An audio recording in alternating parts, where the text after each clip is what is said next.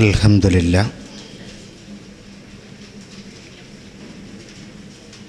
നഹ്മദുഹു വനസ്തഈനുഹു വനുഅ്മിനു ബിഹി വനതവക്കലു അലൈഹി വനഊദു ബില്ലാഹി മിൻ ശുറൂരി അൻഫുസിനാ വമിൻ സയ്യിആതി അഅ്മാലിനാ മൻ യഹ്ദിഹില്ലാഹു ഫലാ മുദില്ല ലഹു വമൻ യുദ്ലിൽ ഫലാ ഹാദിയ ലഹു വനശ്ഹദു അൻ ലാ ഇലാഹ ഇല്ലല്ലാഹ് ونشهد أن محمدا عبده ورسوله أرسله بالهدى ودين الحق ليظهره على الدين كله ولو كره المشركون اللهم صل على محمد وعلى آل محمد كما صليت على إبراهيم وعلى آل إبراهيم إنك حميد مجيد اللهم بارك على محمد وعلى آل محمد كما باركت على إبراهيم وعلى آل إبراهيم إنك حميد مجيد اللهم صل على محمد وعلى آل محمد كما باركت على إبراهيم وعلى آل إبراهيم إنك حميد مجيد أما بعد فإن خير الحديث كتاب الله وخير الهدي هدي محمد صلى الله عليه وسلم وشر الأمور محدثاتها وكل محدثة بدعة وكل بدعة ضلالة أعوذ بالله من الشيطان الرجيم بسم الله الرحمن الرحيم يا أيها الذين آمنوا اتقوا الله حق تقاته ولا تموتن إلا وأنتم مسلمون ബഹുമാന്യ അധ്യക്ഷൻ, ബഹുമാന്യ പണ്ഡിതന്മാരെ, ഗുരുനാഥന്മാരെ, ഓരോ ക്യാമ്പസിലെയും ശ്രേഷ്ഠ വ്യക്തിത്വങ്ങളെ, പ്രിയം നിറഞ്ഞ എൻ്റെ കൂട്ടുകാരെ, അസ്സലാമു അലൈക്കും വറഹ്മത്തുള്ളാഹി. പരമകാരുണികനും കരുണാവാരിധിയുമായ നാഥൻ്റെ രക്ഷ നമുക്കെല്ലാവർക്കും ഉണ്ടാകട്ടെ എന്ന് പ്രാർത്ഥിക്കുകയാണ്. വളരെ സന്തോഷത്തിലാണ് നമ്മൾ ഇപ്പോൾ ഇവിടെ ഒരുമിച്ച് ചേർന്നിട്ടുള്ളത്. ഇസ്ലാമിക പ്രബോധന രംഗത്ത് പ്രൊഫഷണൽ എന്ന ഒരു വിഭാഗത്തെ നല്ല വഴികളിലേക്ക് നയിക്കുക, ആ പ്രൊഫഷണൽസുകളുടെ വഴി നന്നാക്കുമ്പോൾ അത് വലിയ അടുത്ത ഒരു തലമുറയെ തന്നെ നന്നാക്കിയെടുക്കുന്നതിൽ വലിയ പങ്ക് വഹിക്കുന്നു എന്നതുകൊണ്ടാണ് പ്രൊഫ്കോൺ, പ്രൊഫഷണൽ കോൺഫറൻസ്, അത് അതിൻ്റെ സാന്നിധ്യം ഈ സമൂഹത്തെ അറിയിച്ചത്. മാർച്ച് മാസത്തിൽ അതുപോലെ ഒരു സംഗമം വീണ്ടും ഈ വർഷത്തിൻ്റെ ആദ്യ സമയത്ത് കോഴിക്കോട് നടക്കുകയാണ്. നമ്മളിവിടെ കൂടിച്ചേർന്നത് അതിലേക്ക് ഞാൻ ഒരാളെ കൊണ്ടുവരണോ അതോ 20 ആളെ കൊണ്ടുവരണോ എന്ന് ആലോചിക്കാനും തീരുമാനിക്കാനുമാണ്. 2000-ഉം 3000-ഉം അംഗങ്ങൾ ഒത്തുചേർന്ന് തിരിച്ചു പോകുമ്പോൾ ഒരു നാടിന് തന്നെ മാറ്റമുണ്ടാക്കാവുന്ന ഒരു കൾച്ചർ ഉണ്ടാക്കിയെടുത്ത ഒരു വിത്തുമായി തിരിച്ചു പോകുന്ന ഒരു സംഗമമാണ് അത്. നിങ്ങളൊക്കെ അതിൽ പങ്കെടുത്തതാണ്. ക്യാമ്പസുകളിലെ നമ്മളാണ്, അവർ ഞങ്ങളല്ല, ഞാൻ അവനല്ല. പണ്ട് നസ്രുദ്ദീൻ ജുഹ ഒരു കഥ പറയാറുണ്ട്. അദ്ദേഹത്തിൻ്റെ ഒരു കഥ, കുറേ കഥ ഉണ്ട്. അദ്ദേഹം രാത്രി കിടന്നുറങ്ങുമ്പോൾ 2 കൂട്ടുകാർ ഒരുമിച്ച് കിടന്നപ്പോൾ അദ്ദേഹത്തിനൊരു പേടി, നേരം വെളുത്ത് എഴുന്നേൽക്കുമ്പോൾ ഞാൻ മാറിപ്പോയാലോ, ആൾ മാറുമോ എന്നൊരു പേടി. അപ്പോൾ ഒരു ടവൽ അദ്ദേഹത്തിൻ്റെ കാലിൽ കെട്ടി. ഇത് കൂട്ടുകാരൻ ചോദിച്ചു, ഇതെന്തിനാ? ഞാൻ ആൾ മാറാതിരിക്കാൻ വേണ്ടിയാണ്. ഇതറിഞ്ഞ കൂട്ടുകാരൻ ഇദ്ദേഹം ഉറങ്ങിയപ്പോൾ ആ ടവലെടുത്ത് കൂട്ടുകാരൻ്റെ കാലുമ്മ കെട്ടി. രാവിലെ എഴുന്നേറ്റ് ജുഹ പറഞ്ഞു, ഞാൻ നീ ഞാൻ. ഇത് തെരഞ്ഞ് നടക്കുന്നവരല്ല നമ്മളാരും. ഞാനാണ്, നാമാണ്. അതുകൊണ്ട് എനിക്കെന്ത് ചെയ്യാനാകും, നമുക്കെന്ത് ചെയ്യാനാകും? വേറുള്ളവരെന്തു ചെയ്യുന്നു എന്ന് ഇസ്ലാഹി പ്രസ്ഥാനം നോക്കാറില്ല. പ്രമാണബദ്ധമായി പ്രാമാണികതയോടുകൂടെ നമ്മൾ സഞ്ചരിച്ച വഴി അത്രയും സുന്ദരമാണ് എന്ന് മനസ്സിലാക്കിക്കൊണ്ട് കടന്നുപോയ വഴികളിൽ നമ്മൾ തുടർന്ന് സഞ്ചരിക്കാൻ തീരുമാനമെടുത്ത് എത്തിയിരിക്കുകയാണ്. ഖുർആനിനെ സംബന്ധിച്ചിടത്തോളം നമ്മളുടെ ജീവിതത്തിന് നല്ല ഒരു സെറ്റപ്പ്, അത് പ്രവാചക തിരുമേനി സല്ലല്ലാഹു അലൈഹി വസല്ലം വിശദമാക്കി തന്ന വഴികൾ, അതാണ് നമ്മൾ ഇത്രയും സമയം കേട്ടത്. ഒരു മനുഷ്യനെ സംബന്ധിച്ച് അനിവാര്യമായ ഒന്ന് അവൻ നോക്കുക എന്നാണ്. എന്താണ് അവൻ നോക്കുന്നത്? നാളെ എന്താണ് ദിവസം? തിങ്കളാഴ്ചയാണ്, അല്ലേ? വിദ്യാഭ്യാസ രംഗത്ത് പ്രവർത്തിച്ചു കൊണ്ടിരിക്കുന്ന ഒരു കുട്ടിക്ക് കേരളത്തിൽ എന്നല്ല ഇന്ത്യയിൽ തന്നെയും ലോകത്ത് ചിലപ്പോൾ വ്യത്യസ്ത ദിവസങ്ങളുണ്ടാകാം. മൺഡേ അത് ഒരു നിർണായകമാണ്. ഞായറിൻ്റെ സുഖ സൗകര്യങ്ങളൊക്കെ തിങ്കളാഴ്ച ആലോചിക്കുമ്പോഴാണ് പലപ്പോഴും നഷ്ടപ്പെട്ടു പോവാറുള്ളത്. തിങ്കൾ അതൊരു തുടക്കമാണ്, അല്ലേ? ചിന്തിച്ചു നോക്കൂ നിങ്ങൾ, നാളെ എന്ന് ചിന്തിക്കാത്ത ഒരു മനുഷ്യനും ലോകത്തിലില്ല. അതുകൊണ്ട് തന്നെ ഖുർആൻ പറഞ്ഞു, യാ അയ്യുഹല്ലദീന ആമനുത്തഖുല്ലാഹ ബൽ തൻദുർ നഫ്സും മാ ഖദ്ദമത് ലിഗദിൻ വത്തഖുല്ലാഹ ഇന്നല്ലാഹ ഖബീറും ബിമാ തഅമലൂൻ. ഏ സത്യവിശ്വാസികളെ, നിങ്ങൾ അല്ലാഹുവിനെ നിങ്ങൾ ഭക്തിയോടെ നിങ്ങൾ സൂക്ഷിക്കണം. വൽ തൻദുർ നഫ്സും മാ ഖദ്ദമത് ലിഗദിൻ, നാളത്തേക്ക് വേണ്ടി നിങ്ങൾ എന്താണ് കണ്ടുവച്ചതെന്ന്, ചെയ്തു വെച്ചതെന്ന്, മുൻകൂട്ടി ചെയ്തതെന്ന് നിങ്ങൾ നോക്കുക കൂടി ചെയ്യണം. വത്തഖുല്ലാഹ, തഖ്വ നിങ്ങൾ വീണ്ടും മുറുകെ പിടിക്കുക. ഇന്നല്ലാഹ ഖബീറും ബിമാ തഅമലൂൻ, തീർച്ചയായും നിങ്ങൾ പ്രവർത്തിക്കുന്നതിനെ സംബന്ധിച്ച് സൃഷ്ടാവ് സൂക്ഷ്മമായി അറിവുള്ളവനാണ്. ഇത് നമ്മളുടെ ഒരു പ്രവർത്തകനെ സംബന്ധിച്ച്, ഒരു പ്രബോധകനെ സംബന്ധിച്ച്, ക്യാമ്പസിലെ ഒരു വ്യക്തിത്വത്തെ സംബന്ധിച്ച് നമ്മൾ ശ്രദ്ധിക്കേണ്ട നാളെ എന്ത് എന്നാണ്. നാളെ എന്ത്? അത് ഇന്നത്തേത് നമ്മളുടേത് പൂർത്തിയായി കിട്ടുമോ ഇല്ലേ എന്ന് നമുക്കൊരു ഉറപ്പില്ല. ഈ പേന 5 ഉറുപ്പ്യ കൊടുത്ത് വാങ്ങിയത് ഓരോന്ന്, ഇതിൻ്റെ മഷി തീരുന്നത് വരെ അതിൻ്റെ ഗ്യാരണ്ടി ഉണ്ട്. പക്ഷേ ഇത് തന്ന കടക്കാരനോ ഇതുണ്ടാക്കിയ കമ്പനിയുടെ ഉടമക്കോ ഇത് വാങ്ങിയ എനിക്കോ ഒരു ഗ്യാരണ്ടി ഇല്ല. അതാണ് ഒരു നിർജീവ വസ്തുവും ജീവനുള്ള വസ്തുവും തമ്മിലുള്ള വ്യത്യാസം. 9 ദ്വാരമുള്ള ഒരു PVC പൈപ്പ് പോലെയാണ്. അതിൻ്റെ ഉള്ളിൽ എങ്ങനെയോ ഒരു അത്ഭുതത്തിൽ ഒരാത്മാവ് കഴിഞ്ഞുകൂടുന്നുണ്ട്. ഏത് ഓട്ടിൽ കൂടിയും പോകാം, പിന്നെ എന്തോ അവിടെ നിൽക്കുകയാണ്. എന്തിനു നിർത്തി തന്നു? ആ ആത്മാവ് കൊണ്ട് എന്ത് സംഭരിക്കുന്നു എന്നാണ്. ഒരു ഓട്ട വലയുടെ ഉള്ളിൽ കുടുങ്ങിയ ഒരു വസ്തുവിനെ നമ്മൾ എന്തു ചെയ്യുന്നു എന്ന് നിരീക്ഷിച്ചു കൊണ്ടിരിക്കുകയാണ് റബ്ബ്. അതുകൊണ്ടാണ് പറയുന്നത് നാളത്തെ കാര്യമായതുകൊണ്ടാണ് ഇങ്ങനെ ഒരുമിച്ച് ചേർന്നിട്ടുള്ളത്, അല്ലേ? ചിന്തിച്ചു നോക്കൂ നിങ്ങൾ, ബാംഗ്ലൂരിൽ നിന്ന് പുറപ്പെട്ട ഒരു ബസ്, സൂപ്പർ ഫാസ്റ്റ് ബസ്സായി, കുറേ ആളുകളൊക്കെ ഉണ്ട്. പെട്ടെന്ന് ചുരമിറങ്ങിക്കൊണ്ടിരിക്കെ ബസ് ഡ്രൈവർ തളർന്നു വീണു. യാത്രക്കാരനായ അബ്ബാസ് എന്നു പറയുന്ന സഹോദരൻ ഡ്രൈവറെ മാറ്റി ഒരു ഭാഗത്തേക്ക് ഇരുത്തി വാഹനം ചുരമിറങ്ങി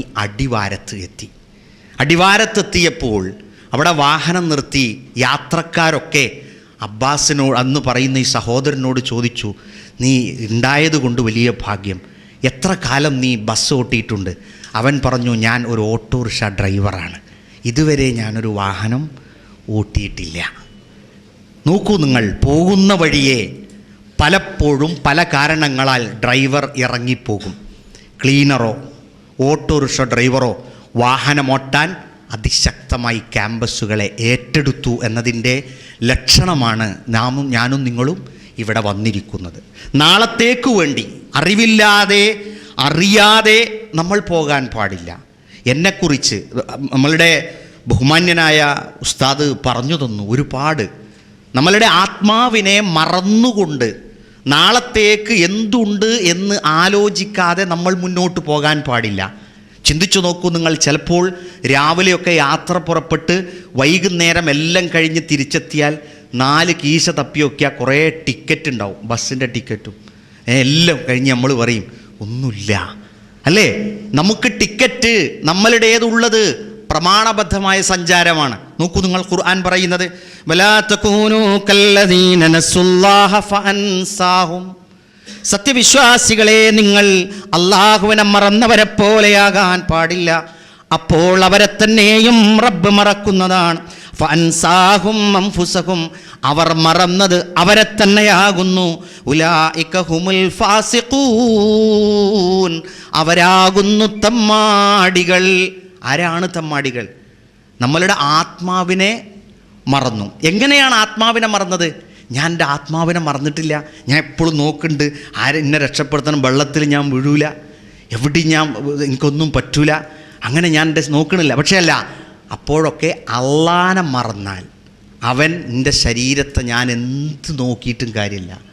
അള്ളാഹുവേ എന്ന് വിളിച്ചുകൊണ്ട് പ്രാർത്ഥിച്ചുകൊണ്ട് നമ്മൾ നമ്മളുടെ പഠന രംഗത്ത്, അല്ലേ, മാർച്ച് മാസമാണ് എക്സാമിനേഷൻ, ചിലർ അടുത്തു വരുന്നവരുണ്ടാകും. മിക്കവാറും കോളേജ് ക്യാമ്പസുകളിലെ എക്സാമിനേഷൻ സെമസ്റ്റർ സിസ്റ്റം ആയതുകൊണ്ട് ചിലപ്പോൾ ഓഗസ്റ്റിലോ സെപ്റ്റംബറിലോ ഒക്കെ ആയിരിക്കാം. അപ്പോൾ പഠിച്ചത് മറക്കാതിരിക്കണമെങ്കിൽ നമ്മളുടെ കൂട്ടുകാരൻ പഠിച്ച വിദ്യാഭ്യാസം ആ കുട്ടിക്ക് അത് ഉപകരിക്കണമെങ്കിൽ അവൻ മാർക്ക് വാങ്ങണം. ആ മാർക്ക് വാങ്ങാൻ അവൻ അള്ളാഹു തുണക്കണമെങ്കിൽ അള്ളാഹുവിനെ മറക്കാത്ത എൻ്റെ കൂട്ടുകാരനാകണം. അള്ളാഹുവിനെ മറക്കാത്ത കൂട്ടുകാർ നമ്മുടെ കൂട്ടുകാരനാകണമെങ്കിൽ അവന് നമ്മൾ വഴി പറഞ്ഞു കൊടുക്കണം, അവനെ നമുക്ക് വിളിച്ചു കൂട്ടണം. അതിനാണ് പ്രൊഫ്കോൺ. നിങ്ങളുടെ കൂട്ടുകാർക്ക് അവരുടെ ആത്മാവിനെക്കുറിച്ചും നമ്മെക്കുറിച്ചും ഓർക്കാനും മനസ്സിലാക്കുവാനും. ആരാണ് ബുദ്ധിമാൻ? ചിന്തിച്ചു നോക്കൂ നിങ്ങൾ, ആരാണ് ബുദ്ധിമാൻ? ബുദ്ധിമാൻ എന്ന് പറയുന്നവൻ കണക്ക് നോക്കുന്നവനാണ്. അവൻ കൃത്യമായി അവൻ്റെ ജീവിതത്തെ വിലയിരുത്തുന്നവനാണ്, നാളേക്ക് വേണ്ടി ഒരുക്കുന്നവനാണ്, പരലോകത്തിൽ വിശ്വസിക്കുന്നവനാണ്. റസൂലുള്ളാഹി സ്വല്ലല്ലാഹു അലൈഹി വസല്ലം പറഞ്ഞു, അൽ കയ്യിസു മൻ ദാന നഫ്സഹു വഅമില ലിമാ ബഅദൽ മൗത്ത്.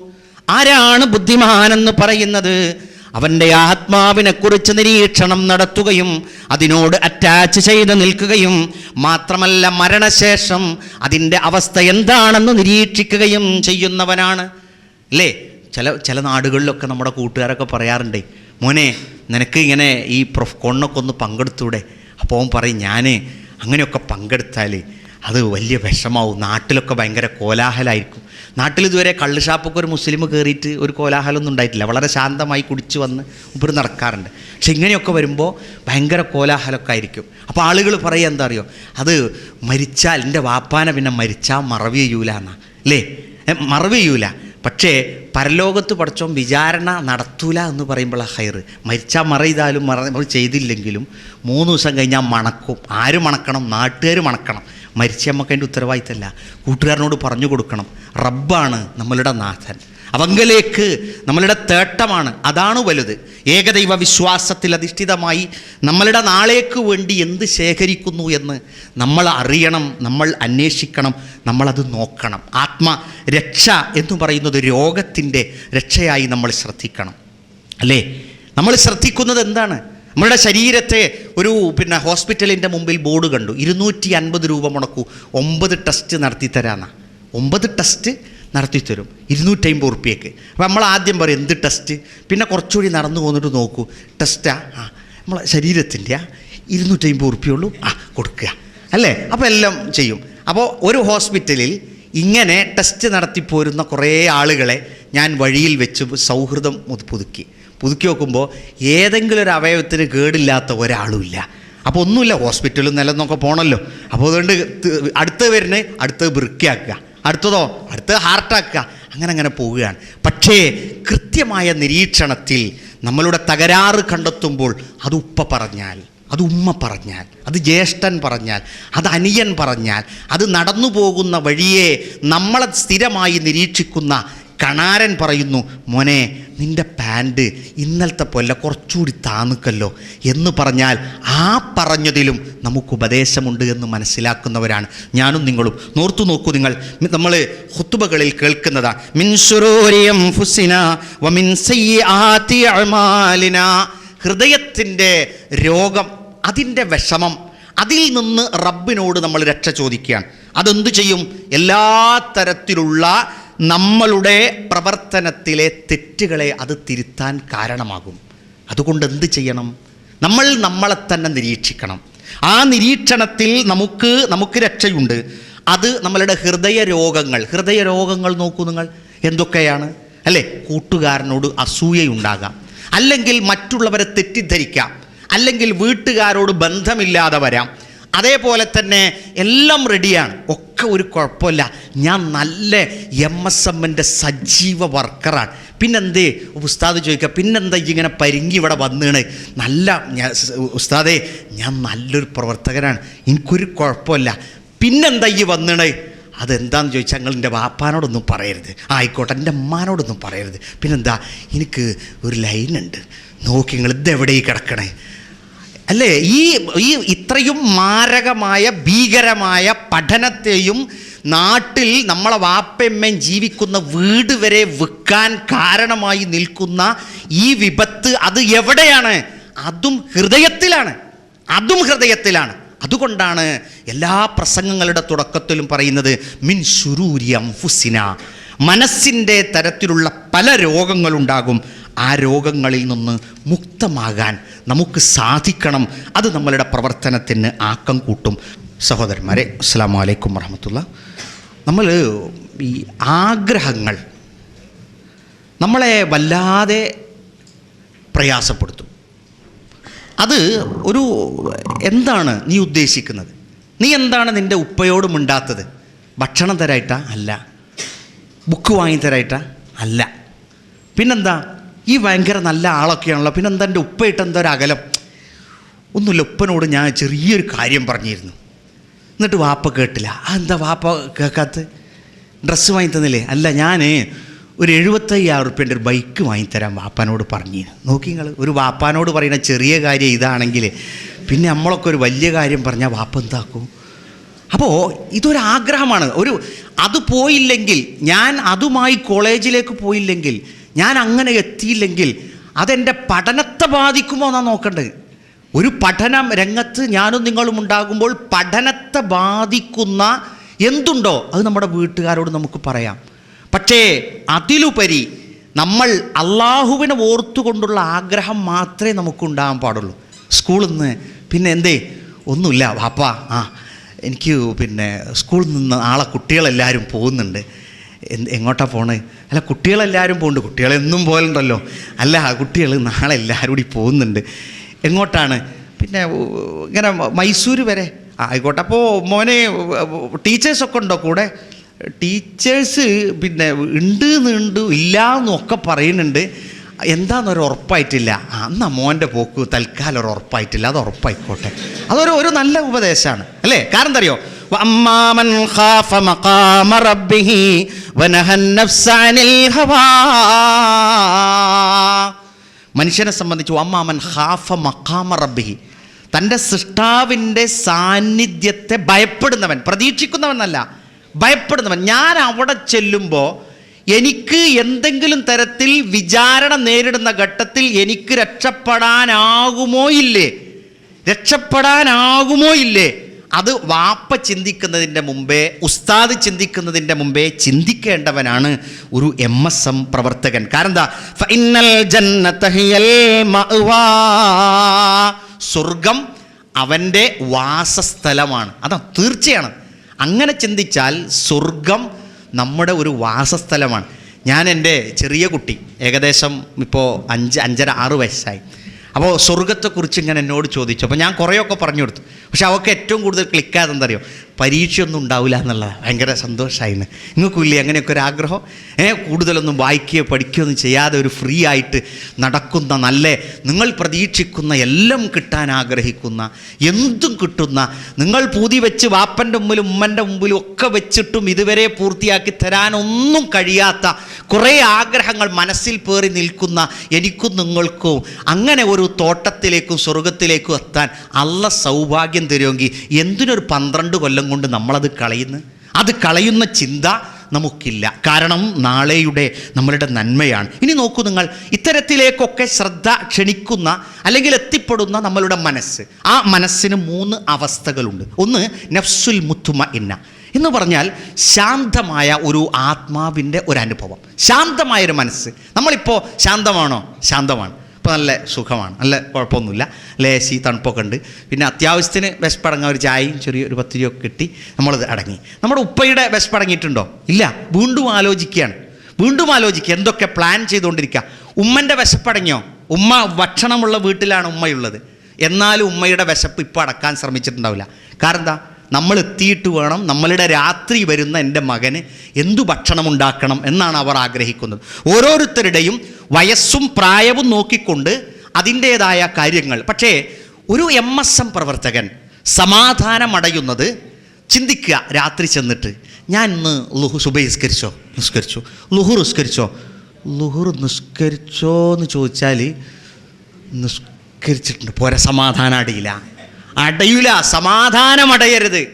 സമാധാനമടയരുത്. അത് ആദ്യ സ്റ്റെപ്പാണ്. 5 വക്ത് നിസ്കാരം തൗഹീദിൽ അധിഷ്ഠിതമായി ജീവിക്കുക എന്നൊക്കെ പറയുമ്പോൾ പിന്നെ അതൊക്കെ അങ്ങോട്ട് ഉൾക്കൊള്ളുക അല്ലേ? നമ്മൾ രണ്ടാളൊരു തൂണിൻ്റെ അപ്പുറത്തുനിന്ന് നമ്മളിങ്ങനെ ചർച്ച നടത്തുമ്പോൾ ഒരാൾ വന്ന് ചോദിക്കുക, നിങ്ങൾ ഏതാ സംഘടന? ഞങ്ങൾ മുജാഹിദാണ്. എന്നിട്ട് എന്താ നിങ്ങൾ ചർച്ച ചെയ്യണേ? ഞങ്ങൾ ആരെ വിളിച്ച് സഹായം തേണ്ടെന്ന് ചർച്ച ചെയ്യാൻ. പൊന്നാര മക്കളെ, നിങ്ങൾ തന്നെ അത് തീരുമാനിച്ചിട്ടില്ലെങ്കിൽ ഇനി ആരാ അത് തീരുമാനിക്കുക? അല്ലേ? ഞാനത് വേഗം വിടല്ല. കാരണം എന്താ അറിയോ, ഞാൻ ആ വിഷയം പെട്ടെന്ന് അങ്ങോട്ട് വിടും. നമ്മളുടെ വർഗ്ഗബോധം അനുസരിച്ച് സഹായം തേടാം, ഒരു വിരോധമല്ല. MSMൽ 20 കൊല്ലം പ്രവർത്തിച്ച നിങ്ങൾ ഒരു മലക്ക നിങ്ങൾക്ക് തോന്നുന്നുണ്ടെങ്കിൽ നിങ്ങൾ മലക്കിനോട് സഹായം തേടിക്കളി. 20 കൊല്ലം നിങ്ങൾ പ്രവർത്തിച്ച് നിങ്ങളൊരു ജിന്നാണ് നിങ്ങൾക്ക് തോന്നുന്നുണ്ടെങ്കിൽ നിങ്ങൾ ജിന്നിനോട് തേടിക്കോളി, ആർക്കാ കുഴപ്പം? പക്ഷേ മനുഷ്യനോട് നമുക്ക് ഇങ്ങനെ തേടാൻ പറ്റുള്ളൂ, പടച്ചവനോട് മാത്രമേ പറ്റുള്ളൂ. അതുകൊണ്ട് ആരെങ്കിലും എന്നോടൊക്കെ വന്ന് ചോദിക്കും, ജിന്നിനോട് സഹായം തേടാൻ പറ്റും, നിങ്ങൾ ജിന്നാണെങ്കിൽ തേടിക്കോളി, ആരാ വരൂ? അത്രയുള്ളൂ. ഒരു പ്രൊഫഷണൽ സ്റ്റുഡൻസ് ഒരു കേന്ദ്രത്തിൽ പഠിക്കുന്ന ഒരു വിദ്യാർത്ഥി ആ വിഷയം അവിടെ വിട്ടേക്കൂ, കഴിഞ്ഞു. കാരണം റബ്ബിനെ മാത്രമാണ് വിളിച്ച് സഹായം തേടുകയുള്ളൂ. ഒരാളും അങ്ങനെ തന്നെ ചെയ്യുള്ളൂ. മാത്രമല്ല, നമ്മളെ കേരളത്തിലെ സുന്നികളെപ്പോലും നമ്മൾ പഠിപ്പിച്ചു കഴിഞ്ഞു. അതുകൊണ്ട് ഇനി അതും നമ്മൾ മറ്റെന്തെങ്കിലും തരത്തിലുള്ള കുബുദ്ധി പ്രയോഗിച്ച്, അപ്പോൾ ആ വിഷയത്തെക്കുറിച്ച് MSM പ്രവർത്തകർ ആലോചിക്കുക തന്നെ വേണ്ട. അനാവശ്യ ചർച്ചകളിലേക്ക് കടന്നു പോയിട്ട് നമ്മളുടെ വിദ്യാഭ്യാസ പ്രവർത്തനത്തെയും നമ്മളുടെ ക്യാമ്പസ് പ്രവർത്തനത്തെയും ഒരിക്കലും അത് ബാധിക്കുകയില്ല. ആ ഒരു ബാധയുടെ ഒരു സമഫലമായി ആരും തുടർന്നു പോകാറുമില്ല.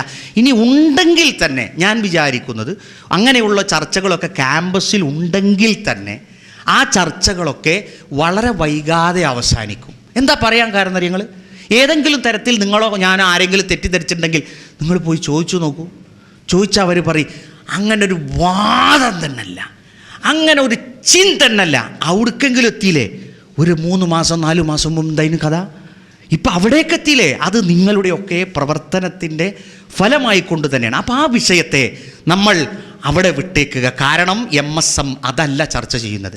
പടച്ച റബ്ബിനെ മാത്രം വിളിച്ചു തേടുന്ന, സഹായം തേടുന്ന വിശ്വാസികളെ വാർത്തെടുക്കാനാണ്. നോക്കൂ നിങ്ങൾ, യാ അയ്യത്തുഹൻ നഫ്സുൽ മുത്മഇന്ന ഇർജിഇ ഇലാ റബ്ബികി റാളിയതൻ മർളിയ ഫദ്ഖുലി ഫീ ഇബാദി വദ്ഖുലി ജന്നതി. നാളെ നമ്മളിങ്ങനെ ഒരു ബൈക്കിനോ പോകുമ്പോൾ ഒരു KSRTC പുറത്ത് വന്നു, നമ്മളതിൻ്റെ അടിയിൽ കൂടിയാണ് പോയി. അവിടെ ഇങ്ങനെ കിടക്കുമ്പോൾ ആരൊക്കെയോ വരുന്നുണ്ട്, രക്തം അങ്ങനെ വാർന്നു പോകുന്നുണ്ട്. മലക്കുൽ മൗത്ത് വന്നിട്ട് പറയും, യാ അയ്യത്തുഹൻ നഫ്സുൽ മുത്മഇന്ന, സമാധാനമടഞ്ഞ ആത്മാവേ, നടക്ക്, പടച്ചോൻ്റെ അടുത്തേക്ക് കൊണ്ടാവാൻ പറഞ്ഞതാ.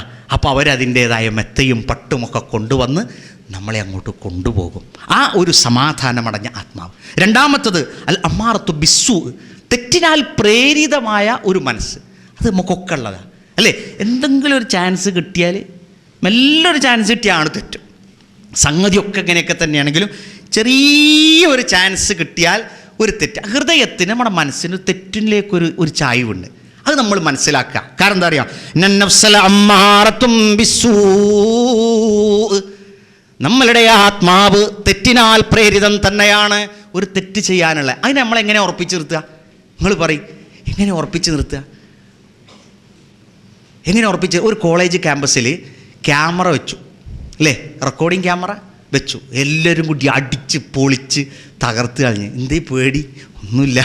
അതിപ്പോൾ നമ്മൾ മാഷ് പോയൊരു 5 മിനിറ്റ് ഉണ്ടാവില്ലേ, ആ 5 മിനിറ്റ് ഒരു സമാധാനമൊക്കെ വേണ്ടേ? എന്ത് സമാധാനം? അത് പ്രിൻസിപ്പൽ കണ്ടോട്ടെ. പടച്ച റബ്ബിൻ്റെ ക്യാമറ തച്ചുവിളിക്കാൻ നമുക്ക് കഴിയുമോ? 24 മണിക്കൂറും കൃത്യമായി അത് നമ്മളുടെ നമ്പർ പ്ലേറ്റ് അടക്കം ബാപ്പാൻ്റെ പേരടക്കം ഒപ്പിയെടുത്തിട്ട് അവിടെ നമുക്ക് കാണിച്ചു തരില്ലേ. അപ്പോൾ അതുകൊണ്ട് ആ ഒരു ആത്മാവിനെ അതിലേക്ക് നമ്മൾ കൊണ്ടുപോകണം തെറ്റായ മാർഗത്തിൽ നിന്ന്. മൂന്നാമത്തത് നഫ്സുൽ ലവ്വാമ. ലവ്വാമ എന്ന് പറയുന്നതിന് അത് മുഫസ്സിറുകൾ രേഖപ്പെടുത്തിയത് കസീറത്തു ലൗം, കുറ്റപ്പെടുത്തുക. ആരെ? സ്വയം. വന്നതും ഖേദം. എന്തിനെ? അലാമ ഫാത്ത, നശിച്ചു പോയി. ഞാൻ എൻ്റെ ആയുസ് നഷ്ടപ്പെടുത്തി കളഞ്ഞതിനുള്ള ഒരു സ്വന്തമായ ഒരു വിഷമം അത് എപ്പോഴും ഉണ്ടാകണം, എപ്പോഴും ഉണ്ടാകണം. എൻ്റെ കർത്തവ്യം ഞാനത് നിർവഹിച്ചില്ല, ഞാനത് പറഞ്ഞു കൊടുത്തില്ല, അല്ലെങ്കിൽ എൻ്റെ കൂട്ടുകാരൻ ഒരു തിന്മ ചെയ്തപ്പോൾ ഞാനത് തടുത്തില്ല, അല്ലെങ്കിൽ എൻ്റെ ആയുസ് ഒരു നല്ലതിനു വേണ്ടി വിനിയോഗിച്ചില്ല. അങ്ങനെ നമ്മൾ നടത്തുമ്പോൾ എന്തെന്നറിയോ, നമുക്കൊരു നന്മ ചെയ്യാൻ വേണ്ടി നമുക്ക് തയ്യാറാണ്. ഞാൻ വേഗം പറഞ്ഞു പോവുകയാണ്. നിങ്ങൾ അത്യാവശ്യം നല്ല വിദ്യാസമ്പന്നരാണ്, ഞാനൊരു നാടൻ മാഷുമാണ്, അതുകൊണ്ട് ഞാൻ വേഗം പറഞ്ഞു പോവുകയാണ് കേട്ടോ. നിങ്ങൾക്ക് വേഗം മനസ്സിലാവും. ആത്മവിചാരണ എപ്പോഴും കഠിനമാവണം. നമ്മൾ വേറൊരുത്തനെ വിചാരണ നടത്തുമ്പോൾ നമ്മൾ എന്തൊക്കെ നോക്കും? സർ, അവൻ അങ്ങനെ ചെയ്തിട്ടില്ല, ഇവങ്ങനെ ചെയ്തിട്ടില്ല, അവൻ അങ്ങനെയാണ്, ഇവൻ ഇങ്ങനെയാണ്. എന്നാൽ അതേപോലെ നമ്മൾ മനസ്സിലാക്കാറുണ്ടോ? ഒരു കൂട്ടുകാരനെ നമ്മൾ പറയുകയാണ്, അവൻ തെറ്റ് ചെയ്യുമ്പോൾ, എടാ അള്ള പൊറുക്കൂലട്ടോ, അള്ള ജബ്ബാറാണ്. ആ തെറ്റ് ഞാൻ ചെയ്യുമ്പോൾ എൻ്റെ മനസ്സിനോട് പറയാം, അള്ള ഗഫൂറാട്ടോ, അള്ള പൊറുക്കൂ. അങ്ങനെയല്ല, നേരെ തിരിച്ചാകട്ടെ. ഒരാൾ തെറ്റ് ചെയ്യുന്നത് കാണുമ്പോൾ തിരുത്തുക, എന്നിട്ട് അവനോട് പറയാം, നോക്കാം തെറ്റ് ചെയ്തു, ശരി, പടച്ചോൻ പൊറുക്കൂട്ടോ, പക്ഷെ എന്നാലും ഇനി ചെയ്യരുത് അല്ലേ. നമ്മളൊരു തെറ്റ് ചെയ്യാൻ വിചാരിക്കുമ്പോൾ അള്ളാഹ് MSMകാരനായ നമ്മളോട് ജബ്ബാറിനെയായിരിക്കും. 10-20 കൊല്ലം ഇതിൽ കൂടി നടന്നിട്ട് ഇതിൽ നിന്നൊരു തെറ്റിൽ നിന്ന് മോചിതമാകാൻ കഴിയില്ലെങ്കിൽ അള്ളാഹ് നമ്മളെ ആ സ്വേച്ഛാധിപത്യത്തിൽ തന്നെ നമ്മളെ നേരിടും.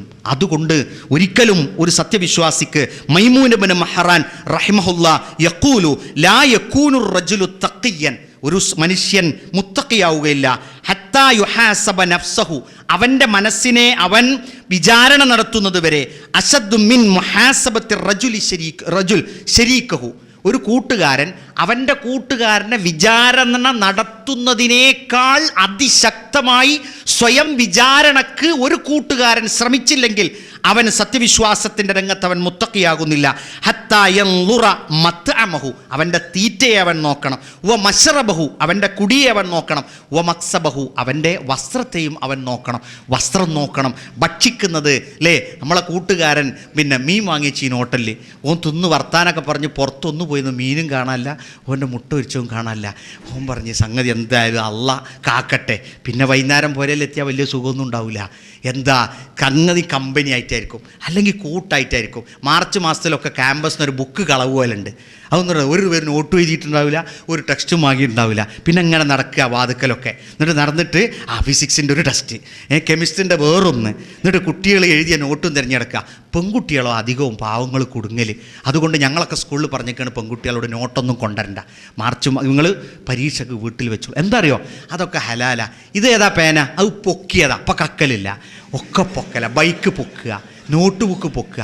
MSMകാരൻ അനർഹമായ ഒരു പെന്നോ, അനർഹമായൊരു ബുക്കോ, അനർഹമായൊരു ഭക്ഷണോ, അനർഹമായൊരു വസ്തുവോ കൈപ്പിൽ ഒതുക്കുന്നവനല്ല, ശ്രമിക്കുന്നവനല്ല. അത് സ്വന്തമായി അതിലും നമ്മൾ ശുദ്ധഗതിക്കാരനാണ്. വിചാരണയെ തുടർന്ന് നല്ല കാര്യങ്ങൾ ചെയ്യണം. ഉമർ ഖത്താബ് റളിയല്ലാഹു അൻഹു പറഞ്ഞു, ഹാസിബു അൻഫുസക്കും, നിങ്ങൾ നിങ്ങളുടെ ആത്മാവിനെ നിങ്ങൾ വിചാരണ നടത്തുക. ഖബ്ല അൻ തുഹാസബു, നിങ്ങൾ വിചാരണക്ക് അള്ളാഹുവിൻ്റെ മുമ്പിൽ നിൽക്കുന്നതിൻ്റെ മുമ്പ്, ഫഇന്നഹു അഹ്വനു ലിഹിസാബിക്കും, നിങ്ങളുടെ വിചാരണക്ക് അത് എളുപ്പമായിരിക്കും എന്നാണ്. ഞാൻ ഒരു കുറച്ച് കുട്ടികളെ കിട്ടി, കുട്ടികളോട് പറഞ്ഞു, നിങ്ങൾ ചെയ്ത നല്ല കാര്യങ്ങളൊക്കെ ഒരു പേപ്പറിൽ വരട്ടിട്ട് ഒരു സൈഡിൽ എഴുതുക, ചെയ്ത ചീത്ത കാര്യങ്ങളൊക്കെ ഒരു വശത്തും എഴുതുക, ഒരു 2 പാർട്ടാക്കിയിട്ട് കൊടുത്തിട്ട്. അപ്പോൾ എല്ലാ ചീത്ത കാര്യങ്ങളും അവരെഴുതി. അതിലൊരു കുട്ടി എഴുന്നേറ്റ് എന്ന് പറഞ്ഞു, സർ ഒരു പേപ്പർ കൂടി വേണമെന്ന്. കാരണം എന്താ വെച്ചാൽ അവൻ്റെ തിന്മ അവനെഴുതണം, ഞങ്ങളൊന്നും കാണിച്ചു തരാൻ വേണ്ടിയല്ല, പൂർണ്ണമായി എഴുതി. അങ്ങനെ 2 ന്യൂസ് പ്രിൻ്റ് പേപ്പറിൻ്റെ ഷീറ്റ് 2 എണ്ണം ഒരറ്റം പൂർത്തിയാകുന്നത് വരെ എഴുതി. അവരോട് പറഞ്ഞു, ആ ഭാഗം നന്മൻ്റെ അവിടെ ഒഴിഞ്ഞിറക്കുകയാണല്ലോ പൊതുവെ ഉണ്ടാകുന്നത്, ആ തിന്മയുടെ വശം കീറിയെടുത്തിട്ട് അത് വലിച്ച് നശിപ്പിച്ച് വേസ്റ്റ് കൊട്ടയിലേക്ക് ഇടാൻ പറഞ്ഞു.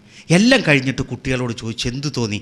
സർ, ഒരധ്യാപകരും പറയാതെ ഒരു വാപ്പിയും പറയാതെ സ്വന്തം ചെയ്ത പാപങ്ങൾ എന്താണെന്ന് പടച്ചോനെ മുൻനിർത്തി ഓർക്കാൻ ഞങ്ങൾക്ക് കഴിഞ്ഞു. ഇനി പരമാവധി ഞങ്ങളത് ചെയ്യാതൊക്കെ, നമ്മൾ ഇതുപോലെ ചെയ്യണമെന്നല്ല, പക്ഷേ പാപങ്ങളെ, തിന്മകളെ അത് നമ്മളുടെ മനസ്സിൽ നിന്ന് ഇല്ലാതെയാക്കാം. സ്വയം വിചാരണ നടത്തുക. അതിൻ്റെ ഗുണം എന്താണ്? അത്തമക്കുനു മിനൽ ഹുദാ വൽ ഇസ്തിഖറാർ. നമ്മൾ സ്വയം വിചാരണ നടത്തുമ്പോൾ, വിചാരണ നടത്തിയിട്ടില്ലെങ്കിൽ ഞാൻ എന്താ വിചാരിക്കറിയോ, ഞാൻ ഭയങ്കര പ്രാസംഗികനാണ്, അവിടെ ഫോൺ വരുന്നു, ഇവിടെ ഫോൺ വരുന്നു, മറ്റേ ഫോൺ ഈ കീശിന്ന് അടിക്കണം, ഇവിടുന്ന് അടിക്കണം, ഹേയ് ഗംഭീരല്ലേ, അവിടെ പ്രസംഗിക്കണം, അവിടെ 10,000 ആൾ, ഇവിടെ 2,000 ആൾ എന്നൊക്കെ പറഞ്ഞ് ഞാൻ വിചാരിക്കുക. പക്ഷേ എന്നെ വിചാരണ നടത്തുമ്പോൾ ഞാൻ ആരാണെന്ന് എനിക്ക് മനസ്സിലാവും. ലോകം എന്നെ വിലയിരുത്തുന്നത് വേറൊരു കോലത്തിലാണ്, പക്ഷേ ഞാൻ എന്നെ വിലയിരുത്തുക സത്യസന്ധമായിട്ടായിരിക്കും. അതുകൊണ്ട് ഹിദായത്തിൽ ഉറച്ചു നിൽക്കാൻ കഴിയും. രണ്ടാമത്തത് ഇലാജു മർദിൽ ഖൽബ്, ഹൃദയ രോഗങ്ങളെ ചികിത്സിക്കാൻ അവസരം കിട്ടും. മൂന്നാമത്തത് ഇക്തിശാഫ് ഉയൂബൻ നഫ്സ്, നമ്മളുടെ ആത്മാവിൻ്റെ കുറവ് പരിഹരിക്കാൻ നമുക്ക് കഴിയും. അല്ലേ, ഞാൻ ആ സ്കൂളിൽ പോയി, അവിടെ 7ാം ക്ലാസ് വരെ ഞാൻ ഒറ്റക്കായിരുന്നു. ഇപ്പോൾ 10ാം ക്ലാസ്സിൽ ഞാൻ ഇരുന്നു, അവിടെയും ഞാൻ ഒറ്റക്കായിരുന്നു. 12ാം ക്ലാസ് ചെന്നപ്പോൾ എന്നെ ആർക്കും കണ്ടുകൂടാ, അവിടെ ഞാൻ ഒറ്റപ്പെട്ടു. കോളേജിൽ ഞാൻ എത്തി, ഞാൻ അവിടെ ഒറ്റ. എന്താ എൻ്റെ കഥ? അപ്പോൾ എന്താ? ഒന്നുമില്ല, ഞാൻ വേഗം ചൂടാവും. അതെന്തിനാ ചൂടാണ്?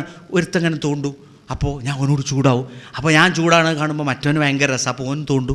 അങ്ങനെ എല്ലാ കോളേജിൽ നിന്നും ഒരാൾ തോണ്ടും, ഞാൻ ചൂടാവും.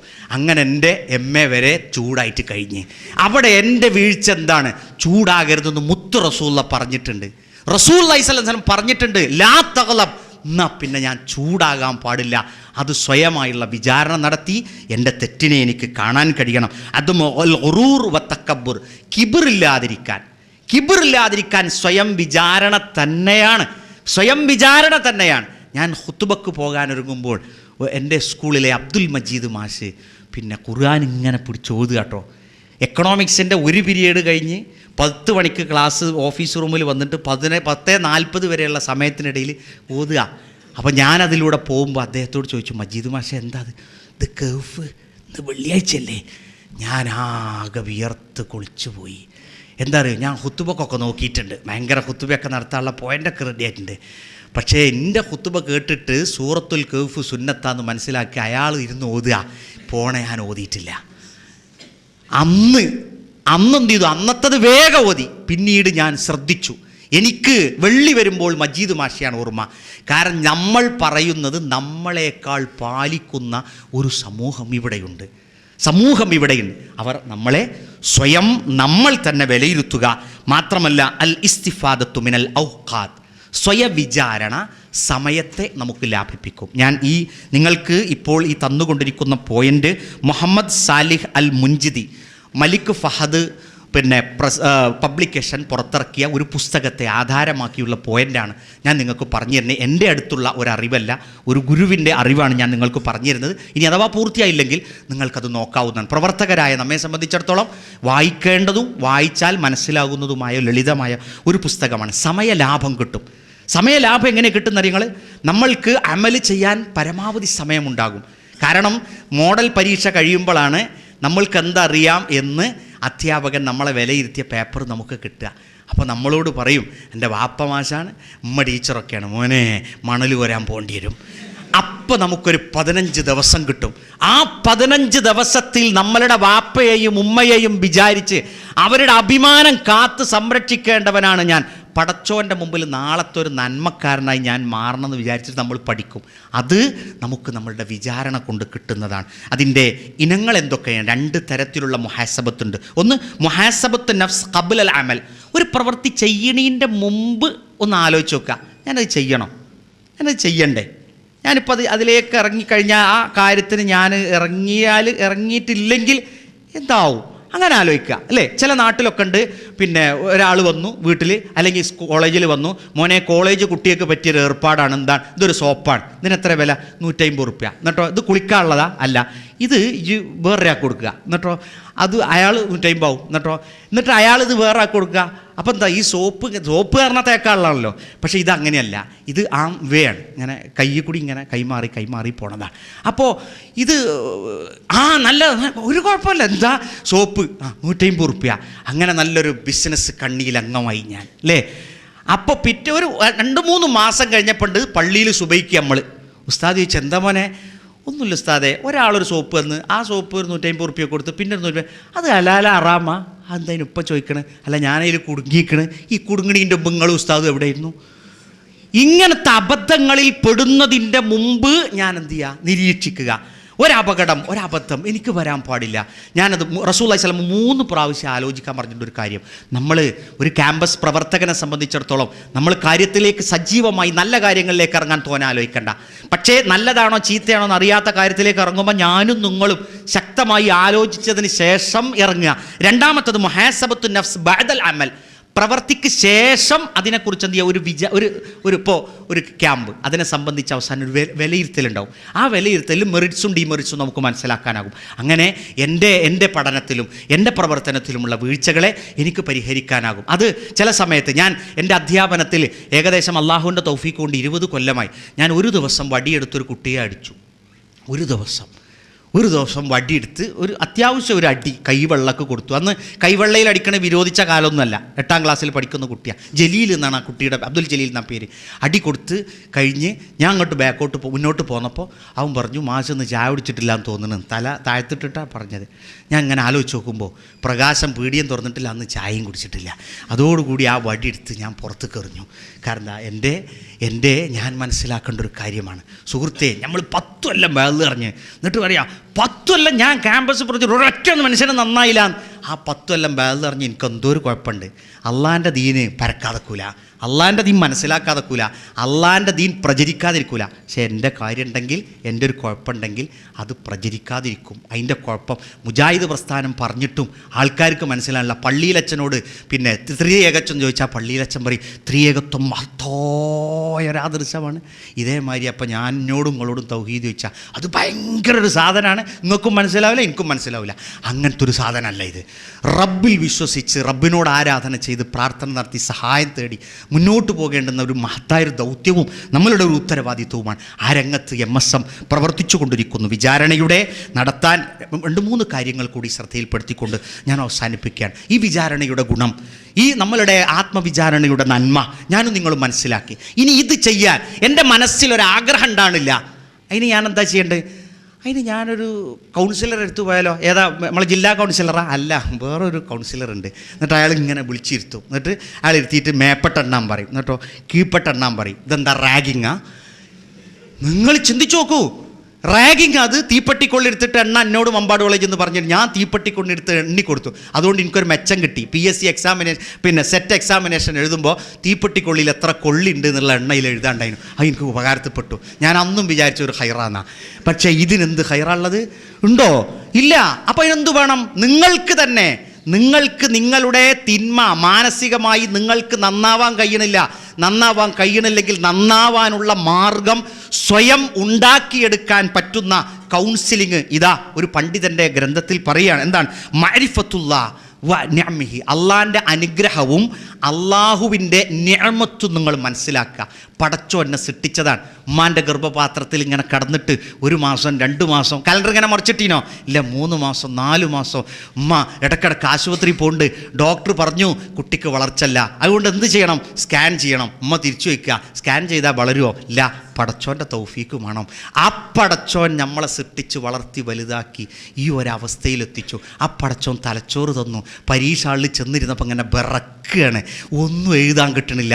എഴുന്നേറ്റ് മാഷ് ഗോപാലൻ മാഷ് പറഞ്ഞു, മോനെ ഇതൊന്ന് ആദ്യം ഒന്ന് സമാധാനാകുക, എന്നിട്ട് ഇജേതാ മുസ്ലിമാ എന്നാൽ പടച്ചോനൊക്കെ വിചാരിച്ച് എന്നിട്ടൊന്ന് ഇരിക്കുക, ഒന്ന് സ്വസ്ഥാകുക. ഞാൻ ക്വസ്റ്റ്യൻ പേപ്പർ തിരുന്നല്ല എനിക്ക്. നമ്മളൊന്ന് ഇരുന്നു, പടച്ചോനെ ഇജ് കാക്ക് ബിസ്മില്ല മനസ്സിലും വിചാരിച്ചിട്ട് നാവ് ഉച്ചരിച്ചിട്ട് ആണ്ട് എഴുതാൻ തുടങ്ങി. ഉത്തരത വരുന്നത് ആര് തന്നതാ? പടച്ചോ നമ്മളെ ഉള്ളിൽ വെച്ച ആ വിദ്യാഭ്യാസത്തെ ഞരമ്പിലൂടെ തന്നിട്ട് കയ്യിലൂടെ പാസ് ചെയ്ത് പരീക്ഷാ പേപ്പറിൽ വന്ന് കോഴിക്കോടിൻ്റെയും മലപ്പുറത്തെയും കണ്ണൂരിലെയും നാളത്തെ പ്രതിഭയായി തൗഹീദുള്ളൊരു വിദ്യാർത്ഥി മാറുമ്പോൾ അത് നാടിൻ്റെ വെളിച്ചമാകും എന്ന് കാത്ത റബ്ബ് നമുക്ക് ഉത്തരം തോന്നിപ്പിച്ച് തന്നതാണ്. അതുകൊണ്ട് അള്ളാഹുവിനെക്കുറിച്ച് ഓർക്കുക.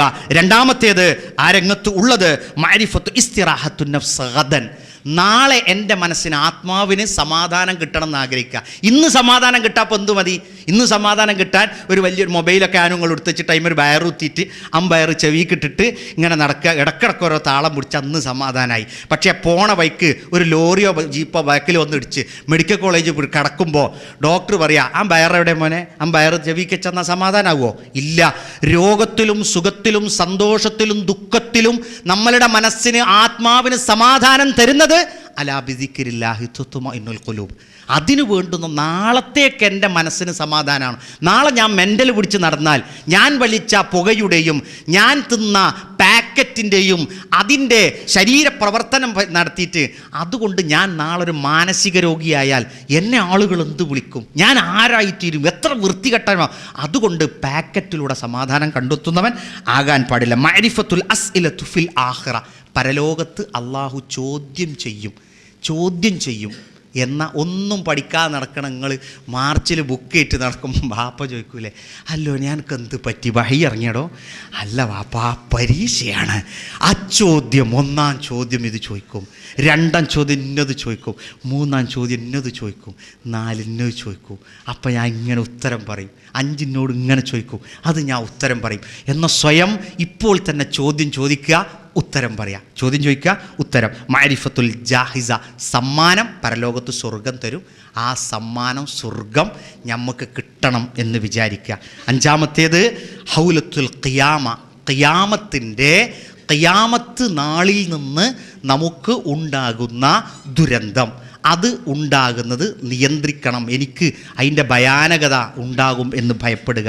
ഹൗലത്തുൽ മൗത്ത്. മരണത്തിൻ്റെ ഭയാനകത. ഇത് എല്ലാം ഓർത്തു വെച്ച് നാളത്തെ നല്ല മനുഷ്യരായി നല്ല കൂട്ടുകാരായി തീരുക. അള്ളാഹു എനിക്കും നിങ്ങൾക്കും തൗഫീക്ക് ചെയ്യുമാറാകട്ടെ. സമയം 1:15 എന്നായിരുന്നു പറഞ്ഞിരുന്നത്. ഞാൻ ഇപ്പോൾ തന്നെ സംഘാടകർക്ക് ഈ പ്രസംഗിക്കണ ഞങ്ങളെ കൊണ്ടാണ് ഇപ്പോൾ വലിയ അദാബുണ്ടാണ്. അതുകൊണ്ട് ഞാൻ അദാബിന് നിൽക്കണില്ല, അവസാനിപ്പിക്കുകയാണ്. അള്ളാഹു നമ്മളെല്ലാവരെയും അനുഗ്രഹിക്കുമാറാകട്ടെ. നമ്മളിറങ്ങിത്തിരിച്ച ദൗത്യം അത് പൂർണ്ണമാകുമാറാകട്ടെ. അള്ളാഹു മഗ്ഫൂർ ലിൽ മുഅ്മിനാത്ത് വൽ മുസ്ലിമീന വൽ മുസ്ലിമാത്ത് അല്ലാഹി വൽ അംവാത്ത് ഇന്നക മുജീബു ദഅവാതി യാ ഖാദിൽ ഹജാത്ത് വ ആഖിറു ദഅവാന അനിൽ ഹംദുലില്ലാഹി റബ്ബിൽ ആലമീൻ. അസ്സലാമു അലൈക്കും വറഹ്മത്തുള്ളാഹി വബറകാതുഹു.